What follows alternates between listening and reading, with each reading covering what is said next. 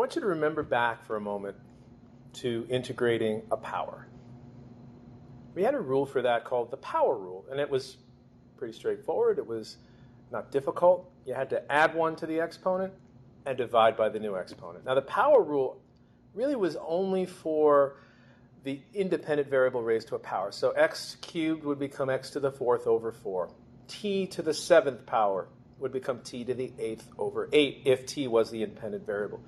We also learned from the previous section that we can now do what's called the general power rule, and that's when it's a composite function.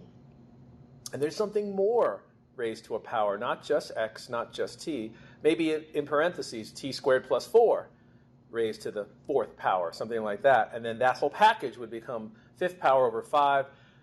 But remember, you need permission to do that. In order to do that, right next door, you should see the key. The key for that would be, well, if it was t to the 4th, it would be 4t cubed or something. So you need to see your derivative of your inner function next door. But at a more fundamental level, let's just talk about the regular power rule for a moment.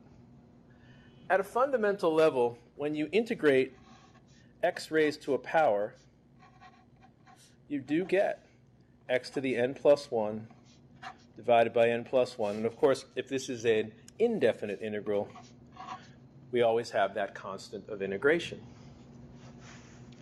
But one of the things I may not have pointed out to you regarding this power rule, because the integration symbol looks at that power and it adds 1 to the power, is that this rule is not in effect when n is equal to minus 1.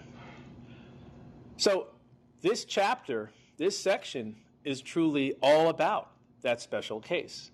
You're not allowed to use this. In fact, let's try to use that. First of all, what does it mean to integrate x to the minus 1 anyway? Well, truly it means integrate 1 over x. That's what it means. Okay, but let's do it. Add 1 to the power. Oops, I don't need the integration symbol. I'm doing the integration right now. So add 1 to the power and divide by the new power. And of course, add a constant. Well, x to the 0, pretty much anything to the 0 except for 0, is equal to 1. So this answer is infinity. This is 1 over 0. Infinity plus a constant's infinity, but of course that is wrong, and here is why. The reason that is incorrect is because the 1 over x curve looks something like that. There's actually one of these over here, and there's another one over here. But let's focus our energy right here. What if I said I'd like to integrate from 1 to 2? And I'd love to know the area under this curve. You would say, okay, I'll set up my area definite integral, integrate from 1 to 2 underneath the 1 over x curve. We don't know how to integrate fractions, so we push that to the top. So it becomes integrate from 1 to 2, x to the minus 1, and then you might apply the power rule, which would be x to the 0 over 0, and you need to run that from 2 to 1. And then you'd actually plug the 2 and the 1 in, and you would get 2 to the 0 over 0 minus 1 to the 0 over 0. And you might be able to see that in two different lights. This is infinity minus infinity, which is supposedly infinity, or maybe infinity minus infinity is 0. I'm not sure, but either way, that is the wrong answer because you can visibly see the area right here. In fact, the area looks to be roughly, well, more than a half, so I'm just going to say roughly 2/3. That's just a rough guess. So roughly 2/3. So the power rule is failing us. The power rule is failing. So we need a new definition for this special case. All right, let's see if we can work on this. Now, certainly, mathematicians worked on this problem. They knew that that was the wrong answer. There's just no way that it's infinity or 0. Neither of those make any sense. So they revisited the problem. Now, I am going to change our independent variable to t, and it really doesn't matter what the independent variable is, but I want a t because I'm going to show you what I'm about to do here. I'm going to draw the 1 over t curve.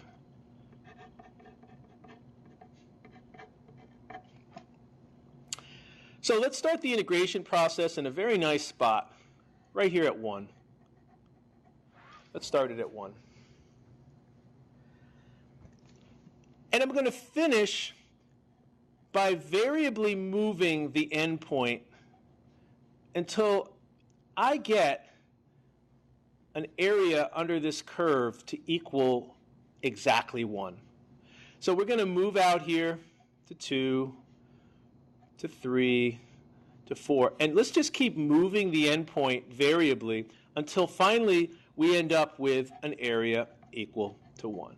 Now I know that I can't stop at 2 because I already saw that I get an area of roughly 2/3. And from 2 to 3 is an even smaller space, so I'm probably going to need to incorporate that area as well. Well, it turns out that if you do this, and you can do this with the limit method, that's possible. You know, a equals the limit as n approaches infinity. You would sum from I equals 1 to n the f of x sub I, or t sub I, times delta x. And, you know, delta x was b minus a over n. And I guess what I'm saying is I'm just going to keep choosing different b's until I get my area to truly, truly be equal to 1. Now, I will tell you how the story evolves. This was attempted, and the stopping point ended up being right about here. So let me shade that area in for you. Right about there. And they discovered, you know, not using calculus, but by using other methods, that they got the area to be equal to 1. So let's call this magic number down here, let's give it a letter. I'm going to call it E. We could call it anything, but we'll call it E. What is the result here? The result is that when you integrate from the number 1 to the letter E, underneath the 1 over t curve, dt, you get 1. You get 1. You don't get 0, you don't get infinity. So they decided to move that b, that endpoint, ever so carefully until it locked in and the area became 1. Now, certainly, there is some function that's doing this for us. There is some answer, some antiderivative that is allowing me to calculate that area 1. There is some function out there, and it's certainly not the power rule. We see that just fails miserably. After they figured this out, they did some research, and they realized that, strange as it may seem to you, that that function is a logarithm. The function that is the antiderivative is, they knew it was some kind of logarithm. Let's say we didn't know the base, though. So the claim is that the antiderivative of this is some crazy logarithm. We don't know which base it is, so I'll say base t for now, of our argument t. Now, if it's true that the antiderivative of 1 over t is a logarithm, but they didn't know the base, but they sure know the starting and stopping points. They started at 1. They stopped at this, whatever that e is. We gave it a letter, and they realized that whatever you do, it should be equal to 1. Let's plug this stuff in and find out. So, by the fundamental theorem of calculus, we do log base b of the letter E minus log base b of the number 1, and that's supposed to be equal to area 1. Now, if you remember back from your logarithms, the logarithm means what would you raise? Just remember those 4 words, and you can really figure out what a logarithm is. So tell me, what would you raise a b to in order to obtain the 1 right there. That's how logarithms work. So b, logarithm. What would you raise little b to get a 1? In other words, what would you raise a little b in order to get a 1? That's another way of saying that in English. We can say it mathematically. Well, if you look at this, I think you realize what this question mark is. It is 0. B to the 0 equals 1, and we don't even care what the base is. So the first one is 0. The logarithm of 1 is always 0, no matter what the base. So here's where we're at. The log base, we don't know the base yet, of the letter E, which was the stopping point, supposedly equal to 1. Let's solve for the base. Now, another thing you can do with logarithms is label them. B for base, Y for argument, and the answer for the logarithm, I love to label X because X stands for exponent. Because if you have something written in logarithmic form like this, you are perfectly within your rights to rewrite it as an exponential. And here's what the exponential looks like. Y equals b to the x. So let's rewrite this. Y is the letter E. B is unknown. It's b. X really is an exponent after all, isn't it?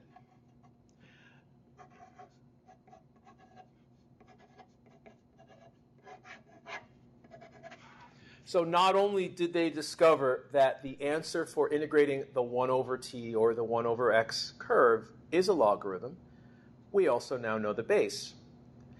It's base e. It's base e.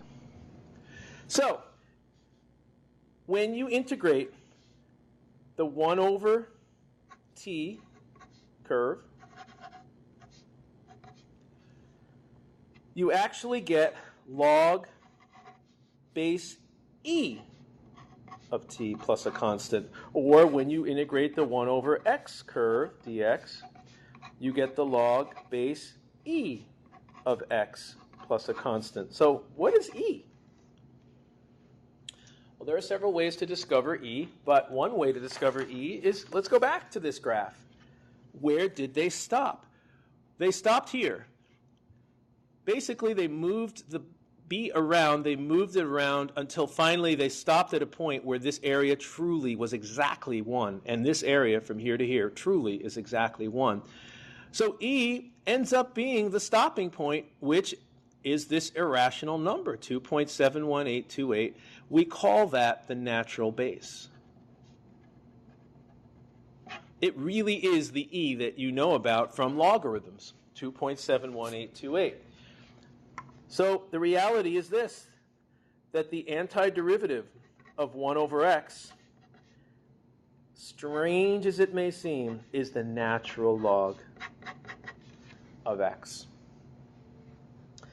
So it's an interesting discovery, a very interesting discovery, and it actually, we're not really going to spend much more time on integration. I wanted to integrate a function that's something we could work with. 1 over x, I can draw that. 1 over t, I can draw that.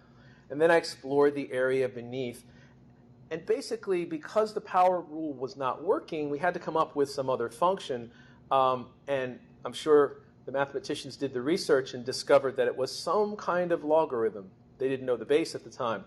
But when we stopped at that stopping point, they knew that then that was the base. It's base E, 2.71828. So where do we really get to use this in a chapter that's all about the derivative? Well, you know how to check your antiderivatives. The way to check your antiderivative is to do the following. The derivative of the answer ought to be the original function. So the derivative of natural log, well, first of all, I can distribute this, and I have the derivative of the natural log function plus the derivative of a constant is supposedly 1 over x. Well, I think we all know the derivative of a constant, that's 0. So here's the conclusion. the derivative of the natural log function is 1 over x. Now, it's nice to make that discovery the way we did by going backwards in a sense, starting by trying to get the area under 1 over x.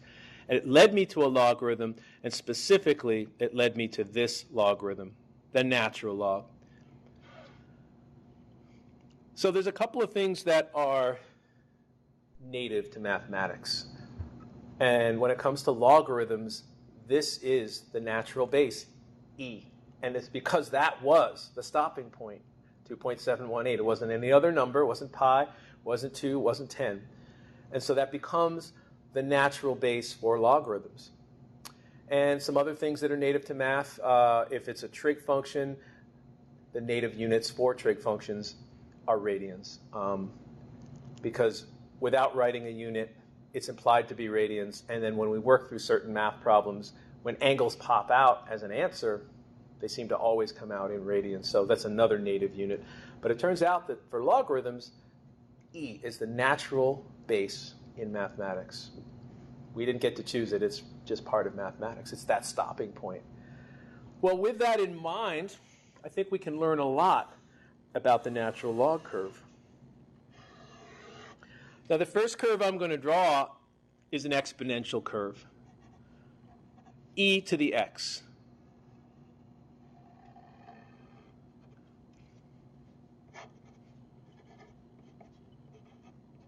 Y equals e to the x. The reason I drew y equals e to the x is because I want to reflect that across the line y equals x to obtain its counterpart. Its counterpart is the inverse function, which is the natural log curve.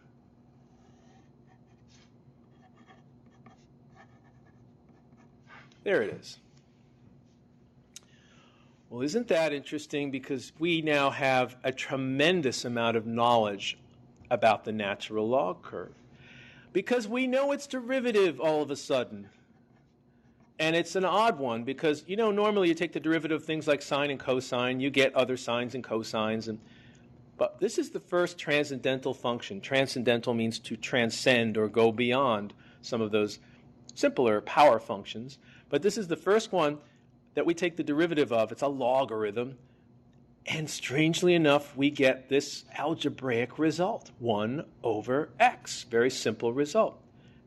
And we know where we would use such a thing to get the slope of a tangent line.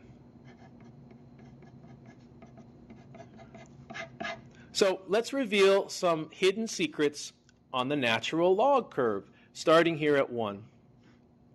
Let me draw you a tangent line right there. Wonder what the slope of that tangent line is.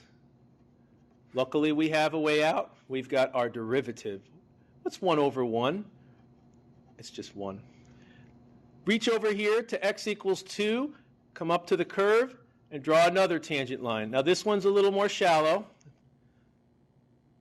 And we know the slope of that tangent line right there. The slope of that tangent line is right here, 1 over x. 1 over x is 1/2. Come on over here to 1/2. That would be right here, x equals 1/2. Reach down, hit the curve, and draw yourself this somewhat steeper tangent line right there. And I know the slope of that tangent line as well. It's 1 over x again. 1 over x is sloped 2. So I got to say that this is probably one of the more interesting curves because I'm able to simply reach up and draw a tangent line and pretty much instantly know that the slope is simply 1 over the x value. Very strange curve because of that. There are a few curves that you would know the slope of the tangent line so quickly and easily. Okay, so the next thing we'd like to do on this particular function is let's take a look and remind ourselves as to what the properties of logarithms are, because I would like to use and take advantage of these properties when taking derivatives. Now, logarithms have very, very interesting properties.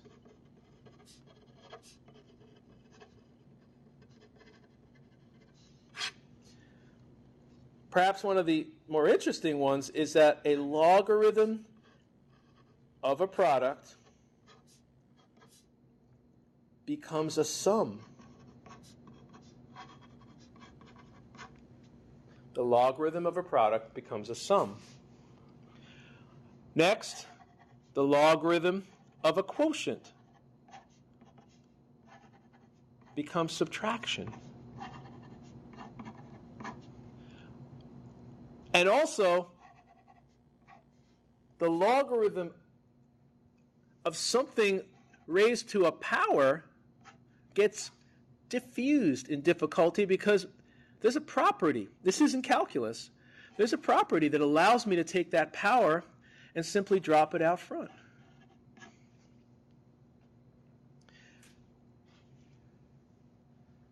These seem like pretty powerful properties, especially if I'm going to do calculus. Because think about where the difficulties are in calculus, specifically derivatives. Would you rather take the derivative of a product or a sum? I'd rather take the derivative of a sum. Much, much easier. Would you rather take the derivative of a quotient and use the quotient rule? Or would you just like to take the derivative of a subtraction problem where you get to do each one separately? Would you rather take the derivative of something that has a really high, nasty exponent, like a to the 100th power? Or wouldn't it be easy if it was 100 times constant multiple? So you can see right away that logarithms are going to give us some real flexibility and allow us to do calculus in a much easier way. So let's see if we can come up with some good examples of how we might leverage those properties to do calculus on the logarithm. First, let's do a couple of just plain old logarithm examples where we separate the logarithm. If I said, what is the log of 3/4? Okay, I know you could do the log of 3/4 on a calculator. That's not a problem. But you could also break it up as the natural log of 3 minus the natural log of 4. Remember, when you do separate that, you want to give each one a natural log. Well, I think it's worth checking to see if this is working. And the way we could check this is to actually take the natural log of 3/4. Now, 3/4 is 0.75. And if I ask for the natural log, I'm getting minus 0.2876. So we'll write that down. Actually, it rounds. Is that really going to work here? I'm testing the properties. Let's do the natural log of 3. I use my natural log key here, ln, and I get 1.0986. Minus the natural log of 4, so I'm going to do the natural log of 4, which is 1.38629. And let's do that subtraction. I'm doing that now. And look what I came up with. Minus 0.28769. So it does work, and it definitely checks out. And so we do indeed have the flexibility to separate the logarithm of a quotient like that. How about this? Now, we know the natural log of 3. You don't have to redo that one because I've already done that one for you. But what's the natural log of square root of 3? So I'm going to do this without using the natural log key. I don't think we need it because we have this interesting property regarding powers. The natural log of the square root of 3, well, this is the square root of 3, 3 to the 1/2 power, and only logarithms, the only function we have that gives us this amazing ability to take the power, rip it out front of the problem. So actually, it's just the old natural log of 3 cut in half. Well, here's the natural log of 3 cut in half. So let's see what that is. According to my calculator, it's 1.0986 cut in half.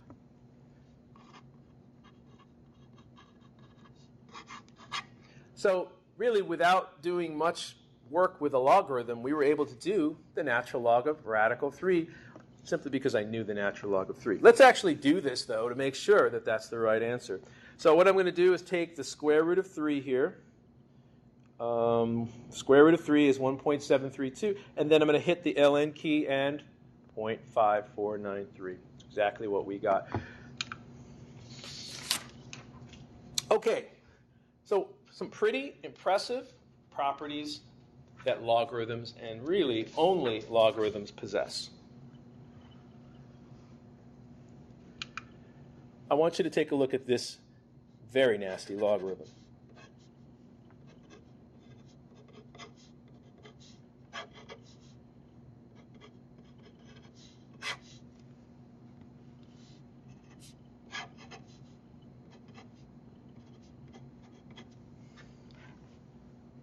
So that's a cube root down here and a square root here and a fourth power here. And man, is that thing complicated, okay? But logarithms gives us this amazing ability to diffuse the difficulty.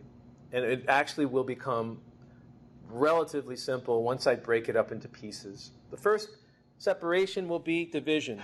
Division on the outside becomes, division on the inside, because this is inside a logarithm, becomes subtraction on the outside. So we're going to do the natural log of the entire numerator here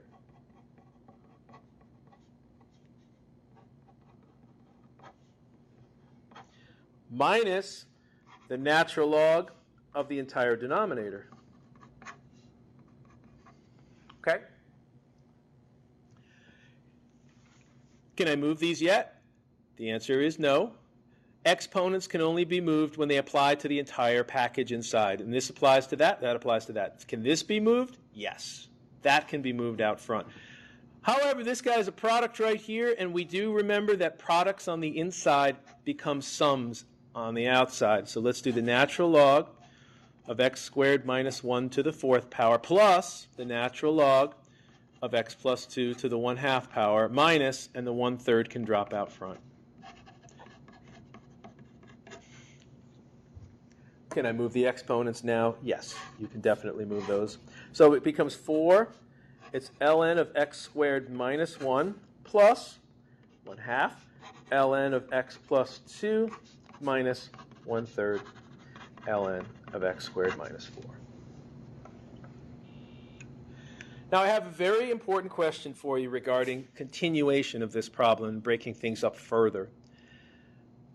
We do not have a rule that allows us to break up sums or differences inside a logarithm. My only rule I've got is for products and quotients. There's a product, and I did do a quotient at the very beginning. We don't have a way of breaking logarithms up with subtraction on the inside or addition. So you might think that we're at a standstill here, but that actually is not true. And the reason it's not true is because this can be factored. And if you factor it, you're actually revealing that deep down inside there is a product inside that logarithm that will allow you to continue to separate the log.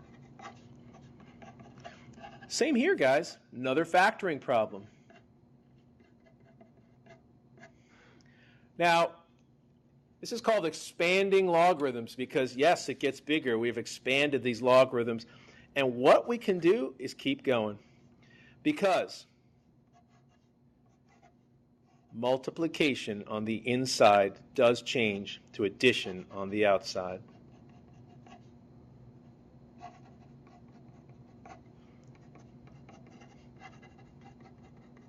Same here.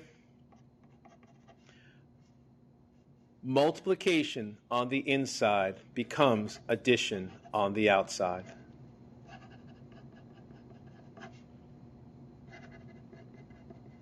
Now, if you look carefully, there's more to this than meets the eye. If you distribute this through, there's a lot going on here. There's 4 ln of x plus 1.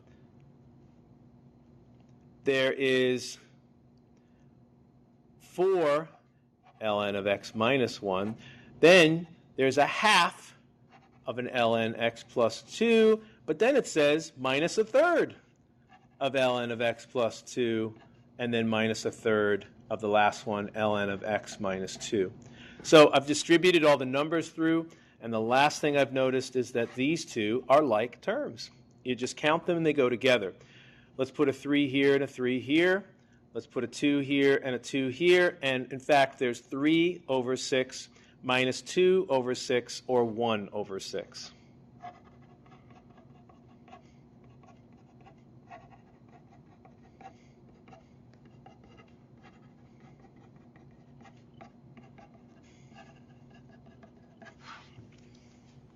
Okay, all of that, and not one bit of calculus.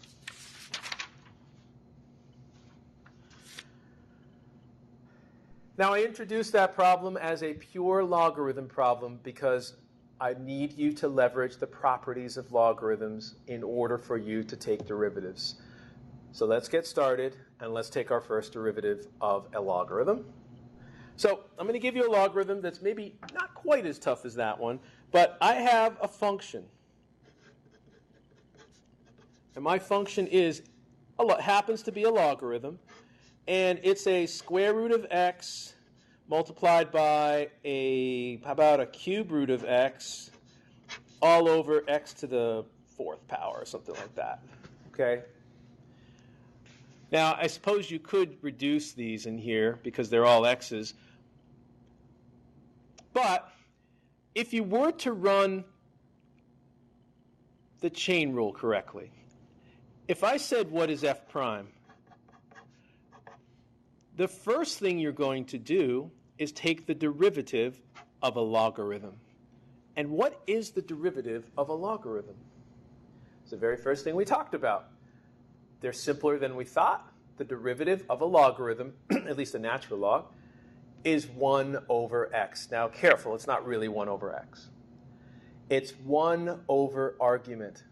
I'll say it again. The derivative of a natural log is 1 over its argument, or reciprocal of its argument. 1 over argument. So what's 1 over argument?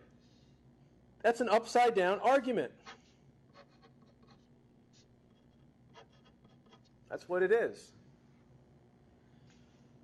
So far, the derivative is not hard. The derivative of a natural log is 1 over argument. That's 1 over argument means reciprocal. So I have done calculus here, and it wasn't hard. I copied that as the reciprocal.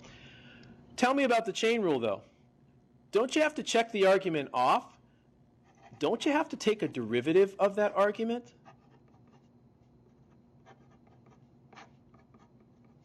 You do have to do that. And I'm not looking forward to it at all. The reason I'm not looking forward to it is because, number 1, I've got a product rule. Number 2, I have a quotient rule. Number 3, I've got these terrible radicals to boot.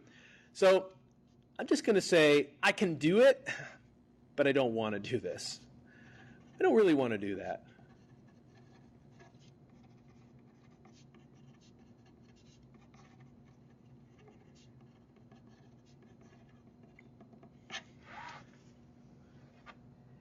Can you do it? Yes. You can do this. It's not, that you can't do it. It's just that it's a lot of work, and it's prone to error because there's so much work. So if you were to really, truly do your derivative of your inner, you would say, oh boy, I got to do a quotient rule, f and g. A part of that quotient rule is a product rule, f prime, g prime, and all that, and then cube root and square root are half powers and cube. I don't really want to do that right now. So what we're going to do is leverage the property of the logarithm, short circuit this whole problem, make it a lot easier to do. Watch how quickly it goes when we know the properties of logarithms. So let's take the derivative, d dx, of this logarithm. It's a square root of x inside. It's a cube root of x inside. It's even an x to the 4th power inside. And you got multiplication, division, and you've got some fancy powers involved in here. What if we said, hold off on that calculus until I'm done splitting my logarithm up? Isn't it true that division on the inside of a logarithm becomes subtraction on the outside? The logarithm of the top minus the logarithm of the bottom. Make sure you separate it into 2 separate logarithms. Isn't it also true that multiplication on the inside becomes addition on the outside? It really does.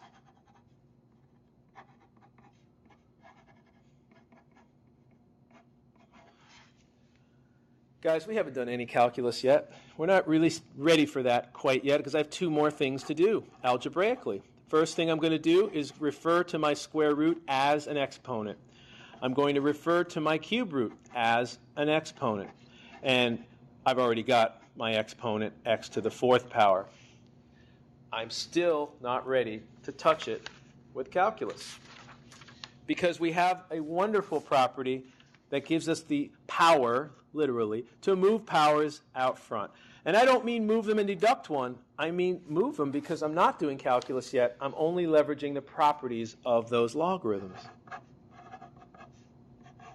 Now, the 1/2 will move out front where it says multiply by natural log of x. The 1/3 moves out front where it says multiply by the natural log of x. The 4 moves out front and it says multiply by the natural log of x.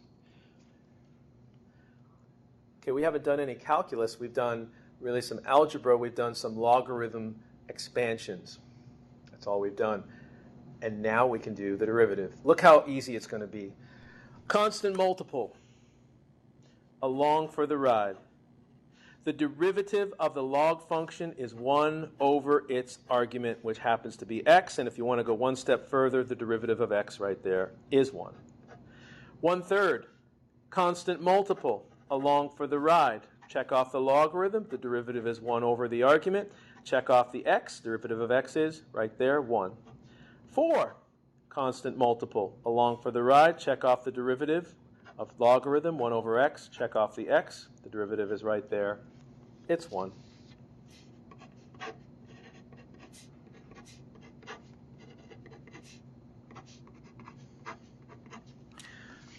So we got our derivative much more easily than we could have done the other way. Much more easily. Now the LCD for this problem is 6x. So if you want to put this together as one fraction, as we often do, we do 3 and 3 here, we do 2 and 2 here, and we do 6 and 6 there. And so the answer is all over 6x. Looks to me like I get a 3, I get a 2 there, and a minus 24. So the answer is minus 19 over 6x. Minus 24 plus the 5. It's certainly the best way to get that answer. So I'm encouraging you to leverage the property of the logarithm. Break multiplication inside a logarithm up into addition. Break division inside a logarithm up into subtraction. And whenever you have the opportunity to move a power, move that power because it'll make the problem so much easier to work with. Now, one thing about moving exponents, this isn't calculus, this is about logarithms. Don't move the exponent unless it applies to the entire package. It has to apply to the entire argument. So, for example, if I had the natural log of 3x squared, don't do this.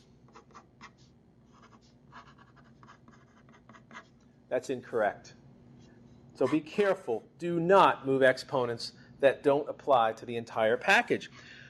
This applies to the x. It does not apply to the 3. So how would you do this one instead? Well, I see that multiplication in there, and I would rewrite this as addition. And now the exponent does apply to the whole argument, and now you can move it out. So this would be natural log of 3 plus 2 natural log of x. So be careful of moving those exponents. Only move them when they apply to the entire package. Okay.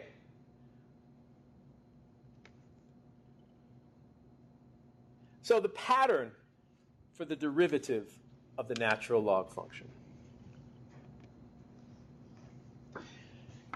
If you take just a plain old derivative of the natural log of x, you do get 1 over x. Because the derivative of natural log is not 1 over x, it's 1 over argument, which is x. Chain rule, derivative of x is 1. If you take the derivative with respect to x of the natural log of u, where u is some function of x, okay, u is equal to u of x, basically. So u could be x squared. U could be cosine of x. It's some other function. just run your chain rule. The derivative of natural log is 1 over the argument. Done. The derivative of u, chains next to it as the derivative of u with respect to x. So a nice way to write that is 1 over u times u prime, or an even more compact version is u prime over u. So the bottom line is run that chain rule. Don't forget to run the chain rule, but also don't forget that the derivative of a logarithm, well, a natural log anyway, is 1 over argument, something we discovered in this section. So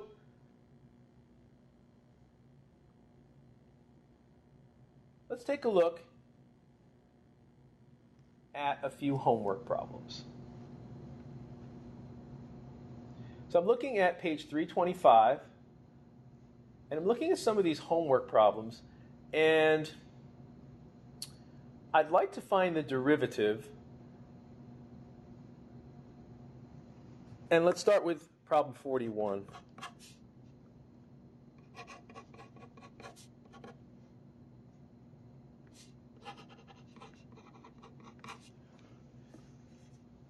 Now, in problem 41, it's not a very difficult problem, but I challenge you to do it 2 ways. I want you to try it 2 different ways because it's not a very difficult problem. F prime, chain rule.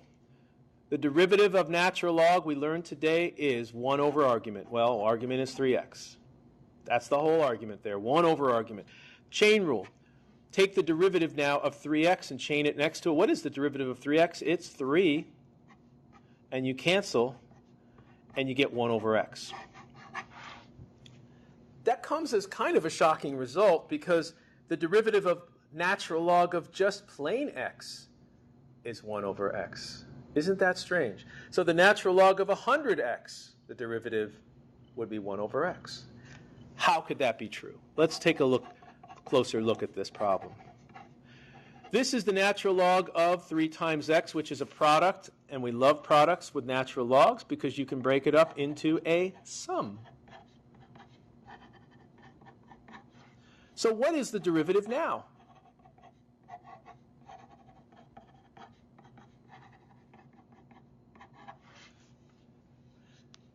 We've seen that one before, the natural log of 3. So I'm going back through my notes so I can find it. The natural log of 3 we calculated earlier to be 1.0986. So that's not really a function anymore. That's a constant. The natural log of 3 is a constant.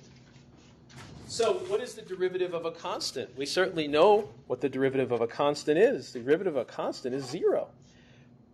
And then we reach over here and we say the derivative of natural log is 1 over argument. Take the derivative of x. My chain rule is 1. The answer is 1 over x. Now, I know some people look at that and think, I'm going to forget the fact that the natural log of 3 is just a constant. Natural log of 2 is 0.693. Calculator will tell you that. But it's nice to know that, well, natural log of 2 is just a constant. Derivative of natural log of 2 is 0. What if you forget that? If you forget it, it turns out that the chain rule will save the day on this problem. Let's do just the derivative of natural log of 3 for a moment. So I forgot that the natural log of 3 was a constant, because if I did know that, I know the derivative of a constant is 0. Forgot about that. But that's okay, because you can run it through with the chain rule. The derivative of natural log, you would say, is 1 over the argument. And then you would check this off, and you'd say, hold on a second. The derivative of 3? That's the derivative of a constant. You'll find your way to 0 anyway if you do the chain rule correctly. If you don't do the chain rule correctly, you're going to say the answer is 1/3, which it's not. It's 0. So interesting how that problem evolved. Okay, let's look at a few others here. Problem 49.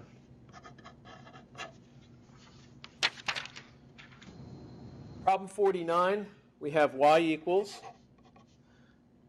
natural log of x multiplied by the square root of x squared minus 1.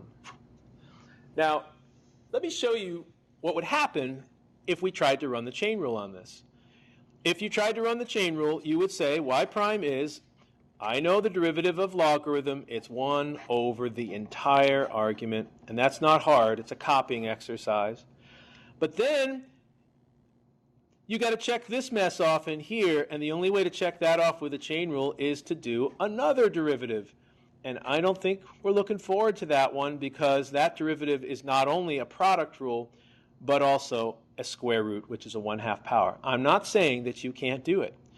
I know that you can do this. We have done problems like this before, where this is f and this is g. You're going to have to be extra careful. But I am saying that it's a whole lot easier to leverage the properties of logarithms first. So let's do that first. So logarithms state that multiplication on the inside becomes addition on the outside. And isn't that convenient? Because each logarithm can be done separately. No more product rules to worry about. And we have this lovely property of the 1/2 being able to drop in front. We love constant multiples because they're so much easier. Now I'm going to complete this problem two different ways. I'll accept either answer at this point, but let's go directly to y prime. Y prime is the derivative of natural log is 1 over argument. Derivative x is the one that was already there. The 1/2 is along for the ride. Let's check this off. Derivative of natural log is 1 over argument. Now be careful, because you really do need the chain rule. Check off the x squared minus 1, and you should be writing times 2x.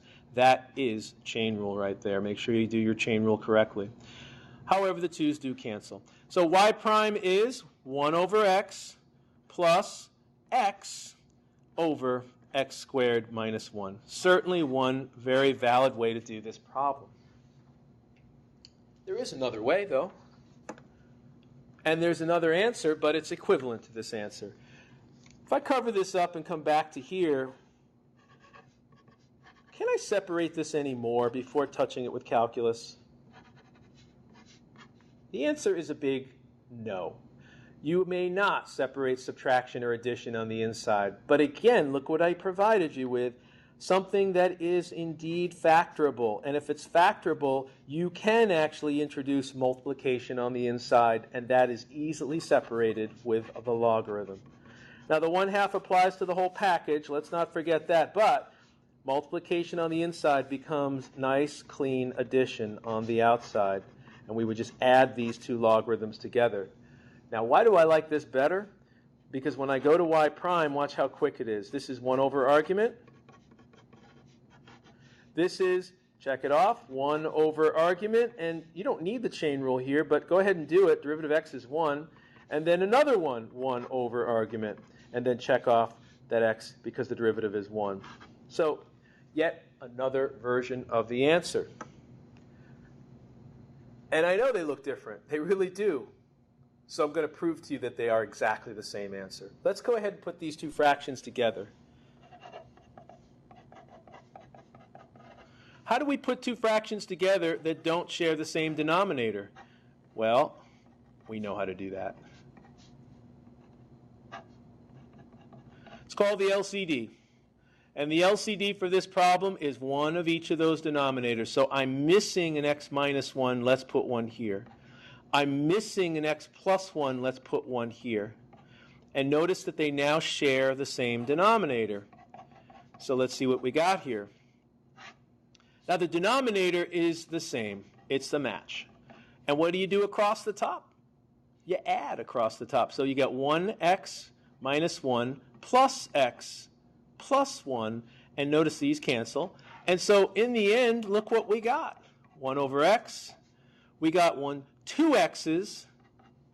We got a 2. You can put these together, I suppose, if you want to put them back together. You get x squared minus 1. You could say goodbye to those 2's. And we're right back home to where we were before. That was the answer I got when I ran the chain rule. There it is. So, yeah, it's pretty cool. You can do it multiple different ways. But make sure that you're playing by the rules. Make sure you're playing by the rules and using either the product rule or the quotient rule. I meant the chain rule. Okay. Make sure you use the chain rule. And also, you can leverage the properties of logarithms.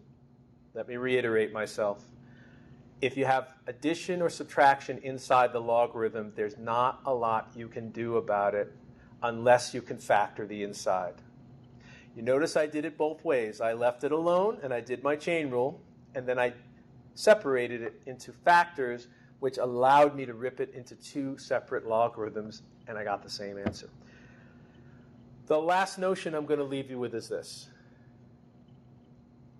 How do we leverage the properties of logarithms? Because we love the properties of logarithms. Turning multiplication into addition is a great skill when it comes to calculus, because we don't like to take the derivative of products or quotients. So how do we take advantage of logarithms when there are no logarithms? Let me give you an example. Take a look at this nasty little function here. Square root of, how about x squared minus 9 divided by, let's say, the cube root of x. What else can we throw in here to make it fun? How about multiplied by x plus 1?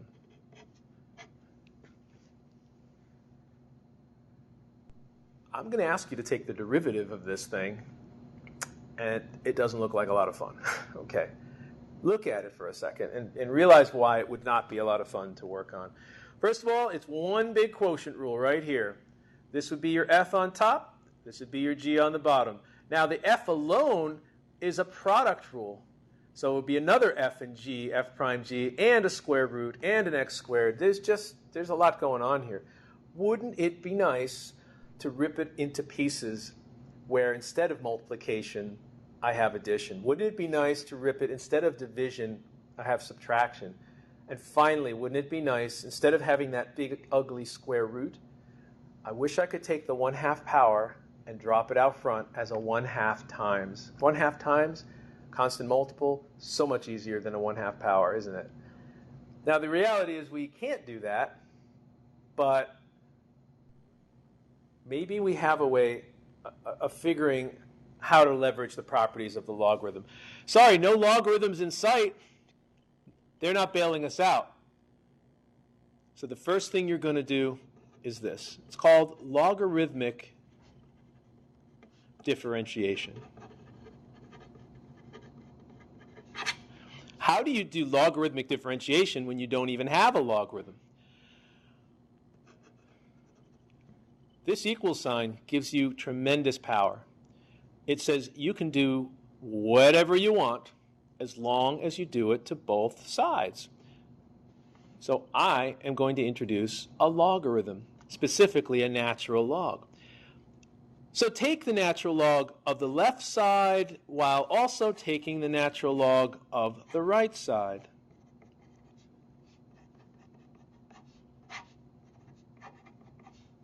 Okay. Remember I said I couldn't leverage the properties of a logarithm because I didn't have one? Now I have one. So now I want you to take advantage of those properties. So I know this looks a little kooky over here. We'll get to that in a moment. But for now, it is the natural log of y, and I'll have to deal with that. But this becomes addition, and this becomes subtraction. So it's going to be the natural log of the square root of x minus 9. Multiplication becomes addition. The natural log of x plus 1. Division becomes subtraction. The natural log of x to the 1/3 power. I'm liking it already, but we're really going to like it when we get rid of these nasty fractional exponents. So now it says the natural log of y is 1/2 times the natural log of x squared minus 9 plus the natural log of x plus 1 minus 1/3 the natural log of x. Look at how clean these things are now. No more subtraction. no more division, multiplication, and no more radicals whatsoever. Now, if you want to, you can dig a little further into this problem right here. You know that you can factor this as x plus 3 and x minus 3. Do you need to go that far? Not really sure. You could probably leave it as it is if you like. I'm okay with that. Now, I did say that the equation, the equal sign, gives me tremendous power. I can do whatever I want as long as I do it to both sides. Now, the prize here, after all, go back to the top here, would be this. That's my prize. Y prime. This y prime. I want y prime for this guy right here. Now, I did take the log of both sides. I'm allowed to do anything I want to an equation and retain its equality. I then leverage the property of my logarithm, and now it's time to dig in and get y prime, or dy dx. So how am I going to get dy dx out of this? I need to take more action. Of course, I have to do this to both sides, and you know what we're going to do. D dx both sides. That's the verb or action to take the derivative with respect to x. Let's d dx the left side as it stands. Let's d dx the right side as it sits right now.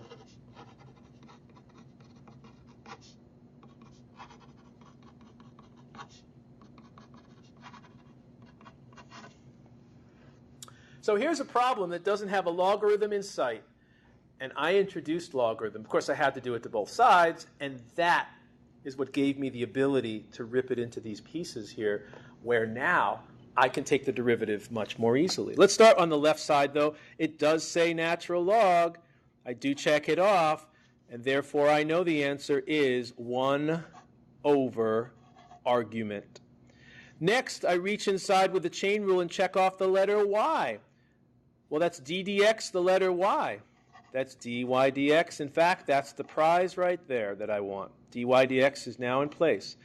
The 1/2 is along for the ride. Now, what's the derivative of natural log? It's 1 over argument. Chain rule. What's the derivative of x squared minus 9? It's just 2x. What's the derivative of natural log of that? It's 1 over argument. Chain rule. Derivative of x is already there is 1. And finally, 1/3, and the derivative of natural log is 1 over argument. Derivative of x is already in place is 1. Keep your eyes on the prize. Cancel. So let me ask you, do you have dy dx yet? And the answer, if you look at it carefully, is no, I don't. I don't have dy dx. What I really have is I have 1 over y dy dx. I don't want this here. Neither do you. So let's get rid of it. And how do you get rid of it? By multiplying both sides by y, like that. Now, if you multiply both sides by y, you have revealed the prize, which is what we're after. Dy dx is y times, let's see what I got here, x over x squared minus 9. What else did I get here? 1 over x plus 1 and minus 1 over 3x. There we go. Are we done? And the answer is no, we're not done. Most of these derivatives you should finish should end up, I hope, being written with x's only. Now, there are some derivatives when you do implicit differentiation that you do end up with y's and you're kind of stuck with them. We're not stuck with this y. Not at all. Let's go back to this problem and let's eliminate that y. How do we eliminate y? How do we rewrite y with x's? Like that. So we want to go back to the original expression and say, you know what? Y is right here, written in terms of x's. That is the last step, but luckily it's a copying exercise. So we copy the original y back, x squared minus 9, x plus 1, all over the cube root of x, and then times all of this stuff that we got from the logarithmic differentiation. Oops, that's going to be a 1 over 3x.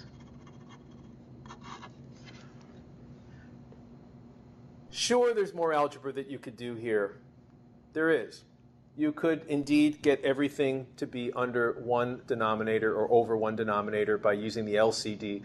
You'd actually have to work on these three here, and then once you have that common denominator, also multiply by the cube root, and you could even go further and put it in simplest radical form. There is more work that could be done, but I think you've done enough work on that problem, so I would be okay with that as your answer. Okay? So that's called logarithmic differentiation. And there's a twist to it, and that is on the left side you get 1 over y. That's just the side effect of taking the derivative of ln of y, and then the y moves over to the other side, and then you replace y with the original function. If it's already a logarithm, you don't have to do that. But if it's not a logarithm, and they say use logarithmic differentiation, now you know how to do that. So I encourage you to work on some of these homework problems. Just looking through some of them here. But the bottom line is to remember that the derivative of the natural log is equal to 1 over argument times the chain rule. And I'm not just saying that for the logarithm function. I'm saying that for every function. The derivative of sine is cosine of x times the chain rule, and not plus. I'm seeing a lot of pluses on some of the exams where the chain goes together and it's plus, plus, plus. Doesn't work. The chain rule is times. So make sure you're doing that. Okay. Thanks very much. And dig into some of these homework problems, and do let me know if you have any questions. Thanks.